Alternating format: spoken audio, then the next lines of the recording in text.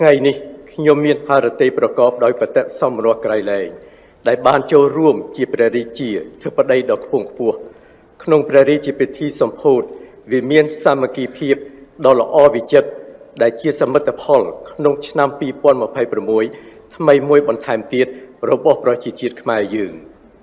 សំណង់អគារថ្មីនៃព្រឹទ្ធសភា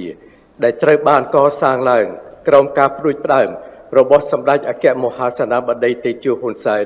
ប្រធានព្រឹទ្ធសភានៃព្រះរាជាណាចក្រកម្ពុជា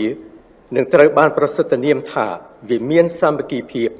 បង្ហាញឲ្យឃើញពីគុណតម្លៃនិងទស្សនវិជ្ជាដឹកនាំស្នូលរបស់ថ្នាក់ដឹកនាំខ្មែរដែលយល់យ៉ាងច្បាស់ថាការបង្រួបបង្រួមជាតិនិងសាមគ្គីភាពជាតិគឺជាសសរទ្រូងដ៏រឹងមាំនៃសន្តិភាពស្ថិរភាពនិងភាពរីកចម្រើនដ៏យូរអង្វែងរបស់កម្ពុជា